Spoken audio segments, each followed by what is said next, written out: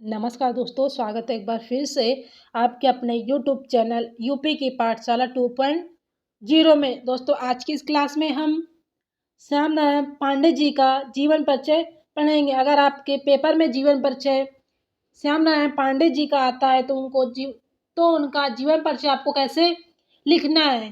तो आज की क्लास में हम जीवन परिचय आपको उनको कैसे लिखना है उसके बारे में मैं बताऊंगी। तो चलिए बिना किसी देरी की वीडियो स्टार्ट करते हैं। तो पहली हेडिंग होगी जीवन परिचय। तो जीवन परिचय में आपको क्या लिखना है।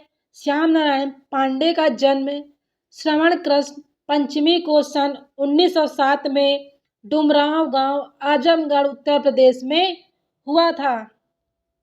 जो कवि है श्याम नारायण पांडे जी, उनका जन्म श्रवण कृष्ण पंचमी को सन 1907 में डुमरांव गांव आजमगढ़ उत्तर प्रदेश में हुआ था। आरंभिक शिक्षा के बाद श्याम नारायण पांडे संस्कृत अध्ययन के लिए काशी यानी बनारस आए। जब श्याम नारायण पांडे जी की शिक्षा प्रारंभ हुई तो वे आरंभिक शिक्षा के बाद संस्कृत अध्ययन के लिए काशी आए। काशी विद्यापीठ से वे साहित्याचार्य की परीक्षा में उत्तीर्ण हुए। आगे बढ़ते हैं। उनके संस्कार द्विवेदी युगीन दृष्टिकोण उपयोगितावादी और भाव विस्तार मर्यादावादी थे। श्याम नारायण पांडे जी के जो संस्कार थे वे द्विवेदी युगीन दृष्टिकोण उपयोगितावादी और भाव विस्तार मर्यादावादी थे। लगभग 2 दशकों से ऊपर वे हिंदी कवि सम्मेलनों के मंच पर अत्यंत लोकप्रिय रहे। कब से? लगभग 2 दशकों से ऊपर वे हिंदी कवि सम्मेलनों के मंच पर अत्यंत लोकप्रिय रहे।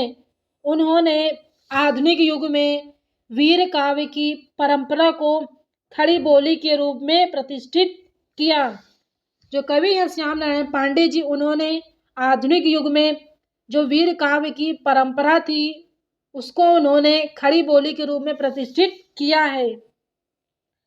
पांडे जी का देहांत वर्ष 1921 में डुमरांव नामक ग्राम में हुआ था। जो श्याम नारायण पांडे जी हैं उनका देहांत 1991 में डुमरांव नामक ग्राम में हुआ था, यानी जहां उनका जन्म हुआ, जिस गांव में उनका जन्म हुआ था उसी गांव में उनकी मृत्यु भी हुई है। आगे बढ़ते हैं। अगली हेडिंग होगी साहित्यिक परिचय। क्या होगी? साहित्यिक परिचय। श्याम नारायण पांडे आधुनिक काव्य धारा के प्रमुख वीर कवियों में से एक थे। तो श्याम नारायण पांडे जी हैं किसी काव्य धारा के, आधुनिक काव्य धारा के प्रमुख वीर कवियों में से एक थे। सेम इसी तरह आपसे यहाँ से एक क्वेश्चन पूछा जा सकता है, श्याम नारायण पांडे किस काव्य धारा के प्रमुख क्या थे? किस काव्य धारा के प्रमुख वीर कवियों में से एक माने जाते थे? तो किस काव्य धारा के थे? आधुनिक काव्य धारा के थे। कौन? श्याम नारायण पांडे जी। वीर काव्य को उन्होंने अपनी कविताओं का मुख्य विषय बनाया। किस काव्य को? वीर काव्य को। यानी जो श्याम नारायण पांडे जी हैं उन्होंने वीर काव्य को, जो वे कविताएं लिखते थे, अपनी उन्हीं कविताओं को मुख्य विषय बनाया था। ऐतिहासिक पृष्ठभूमि को अपने काव्य का आधार बनाकर उन्होंने पाठकों पर गहरी छाप छोड़ी थी। जो श्याम नारायण पांडे जी हैं उन्होंने ऐतिहासिक पृष्ठभूमि को अपने काव्य का आधार बनाकर उन्होंने पाठकों यानी कवियों पर गहरी छाप छोड़ी थी। इस प्रकार आप श्याम नारायण पांडे जी का साहित्यिक परिचय लिख सकते हैं। अब हम आगे बढ़ते हैं। जो अगली हेडिंग होगी कृतियां या रचनाएं। श्याम नारायण पांडे जी द्वारा कौन कौन सी रचनाएं रची गई हैं? तो कौन कौन सी रचनाएं हैं? श्याम नारायण पांडे ने 4 उत्कृष्ट महाकाव्यों की रचना की थी। कितने? 4 उत्कृष्ट महाकाव्यों की रचना की थी, जिनमें से हल्दी घाटी जो कि सन 1937 से 1939 ईस्वी, जौहर 1939 1944 ईस्वी, को अत्यधिक प्रसिद्धि मिली है। मतलब श्याम नारायण पांडे जी ने 4 उत्कृष्ट महाकाव्यों की रचना की है, जिनमें से उन्होंने जो 4 काव्य किए थे, जिनमें से 2 काव्य हैं, हल्दी घाटी सन 1937 से 1939 और जौहर 1939 से 1944। इन दोनों महाकाव्यों को अधिक प्रसिद्धि मिली है। हल्दी घाटी में वीर राणा प्रताप के जीवन और जौहर में चित्तौड़ की रानी पद्मिनी के आख्यान हैं। जो पांडे जी का महाकाव्य है हल्दी घाटी, कौन सा? हल्दी घाटी। हल्दी घाटी में उन्होंने वीर राणा प्रताप के जीवन का वर्णन किया है। और जो दूसरा काव्य है जौहर, कौन सा? जौहर, उसमें उन्होंने चित्तौड़ की रानी पद्मिनी के आख्यान यानी उनके बारे में लिखा है। आगे बढ़ते हैं। इनके अतिरिक्त पांडे जी की रचनाएं निम्नलिखित हैं। कौन कौन सी रचनाएं हैं? तुमुल 1948 ईस्वी, रूपांतर 1948 ईस्वी, आरती 1945 से 1946 ईस्वी, जय हनुमान 1956 ईस्वी, कैव 1956 ईस्वी। तमुल त्रेता के 2 वीर नामक खंड काव्य का परिवर्धित संस्करण है। क्या है? जो तमुल जो 1948 ईस्वी में रची गई थी, वह त्रेता के 2 वीर नामक काव्य खंड का परिवर्धित संस्करण है। जबकि माधव रिमझिम, आंसू के कण और गोरावध उनकी प्रारंभिक लघु कृतियां हैं।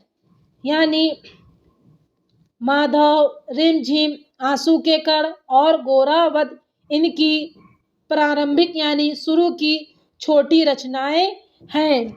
क्या इनके द्वारा रची गई छोटी रचनाएं हैं। इस प्रकार आप जो पांडे जी हैं इनके द्वारा रची गई रचनाएं कौन कौन सी हैं तो आप लिख सकते हैं। अब आप आगे बढ़ते हैं। अगली हेडिंग होगी हमारी भाषा शैली। क्या होगी? भाषा शैली। जो पांडे जी हैं उन्होंने अपने काव्यों में किस भाषा शैली का प्रयोग किया है? श्याम नारायण पांडे ने अपने काव्यों में खड़ी बोली का प्रयोग किया है। किसका? अपने काव्यों में खड़ी बोली का प्रयोग किया है। श्याम नारायण पांडे वीर रस के सुविख्यात हिंदी कवि थे। यहाँ से एक क्वेश्चन बन सकता है, श्याम नारायण पांडे किस सुविख्यात हिंदी कवि थे? मतलब जो श्याम नारायण पांडे जी हैं किसके सुविख्यात हिंदी कवि माने जाते थे? किसके माने जाते थे? वीर रस के। श्याम नारायण पांडे वीर रस के सुविख्यात हिंदी कवि थे। इन काव्यों में वीर रस के साथ साथ करुण रस का गंभीर स्थान है। पांडे जी ने अपने काव्यों में वीर रस के साथ साथ करुण रस का भी प्रयोग किया है और उनको अपने काव्यों में गंभीर स्थान दिया है। पांडे जी ने काव्य में गीतात्मक शैली के साथ साथ मुक्त छंद का प्रयोग किया है। जो पांडे जी हैं उन्होंने अपने काव्यों में गीतात्मक शैली का प्रयोग तो किया ही और उसके साथ साथ मुक्त छंद का भी प्रयोग किया है। आप इस प्रकार बता सकते हैं जो पांडे जी हैं उन्होंने अपने काव्यों में किस भाषा शैली का प्रयोग किया है। अब हम आगे बढ़ते हैं। अगली हेडिंग होगी हमारी हिंदी साहित्य में स्थान। क्या हिंदी साहित्य में स्थान? पांडे जी का हिंदी साहित्य में क्या स्थान रहा है? श्याम नारायण पांडे जी हिंदी साहित्य के महान कवियों में से एक हैं। क्या है? जो श्याम नारायण पांडे जी हैं वो हिंदी साहित्य के महान कवियों में से एक माने जाते हैं। उन्होंने इतिहास को आधार बनाकर महाकाव्यों की रचना की है, जो कि हिंदी साहित्य में सराहनीय प्रयास रहा है। पांडे जी ने इतिहास को आधार बनाकर अपने महाकाव्यों की रचना की है, जो कि हिंदी साहित्य में सराहनीय प्रयास यानी प्रशंसा करने योग्य रहा। प्रयास जो उन्होंने किया है, जो प्रयास उन्होंने किया वह प्रशंसनीय है यानी प्रशंसा करने योग्य है। द्विवेदी युग के इस रचनाकार को वीर ग्रंथात्मक काव्य सृजन के लिए हिंदी साहित्य के अद्वितीय स्थान दिया जाता है। जो पांडे जी हैं उन्हें द्विवेदी युग के किस युग के कवि माने जाते हैं? द्विवेदी युग के कवि माने जाते हैं। यहीं से क्वेश्चन बन सकता है। निम्नलिखित में से श्याम नारायण पांडे जी किस युग के कवि माने जाते हैं? तो किस युग के कवि माने जाते हैं? द्विवेदी युग के कवि माने जाते हैं। द्विवेदी युग के इस रचनाकार को वीर ग्रंथनात्मक काव्य, कौन सा?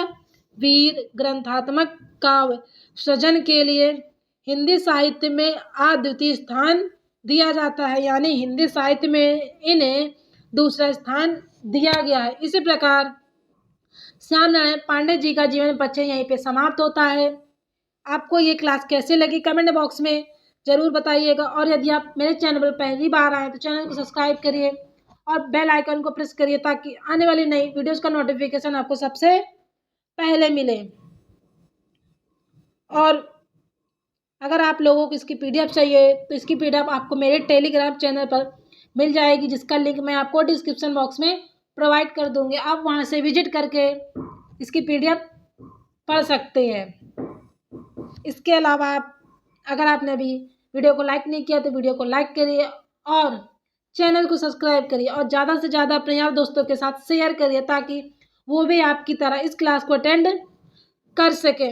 इसके अलावा जो काव्य के और कवि हैं जैसे सूरदास, तुलसीदास, रसखान, बिहारी, सुमित्रा नंदन पंत, महादेवी वर्मा, राम नरेश त्रिपाठी, मैथिली शरण गुप्त, माखनलाल चतुर्वेदी, सुभद्रा कुमारी चौहान, अशोक वाजपेयी, अगर आपने इन सभी कवियों के जीवन परिचय को नहीं पढ़ा है तो आप मेरे चैनल पर विजिट करके इन सभी के जीवन परिचय को पढ़ सकते हैं। इसके अलावा जो गद्य के लेखक हैं आचार्य रामचंद्र शुक्ल, जयशंकर प्रसाद, डॉक्टर राजेंद्र प्रसाद, रामधारी सिंह दिनकर, भगवत शरण उपाध्याय, पद्मलाल, पुन्नालाल बख्शी और जयप्रकाश भारती, अगर आपने इन सभी जो लेखक है इनका भी जीवन परिचय नहीं पढ़ा है तो इनकी वीडियो का लिंक मैं आपको डिस्क्रिप्शन बॉक्स में प्रोवाइड कर दूंगी। आप वहां से विजिट करके इन सभी के जीवन परिचय को पढ़ सकते हैं। बाकी ये क्लास आपको कैसे लगी कमेंट बॉक्स में ज़रूर बताइएगा। तो मिलते हैं नेक्स्ट वीडियो में नए टॉपिक के साथ, तब तक के लिए जय हिंद।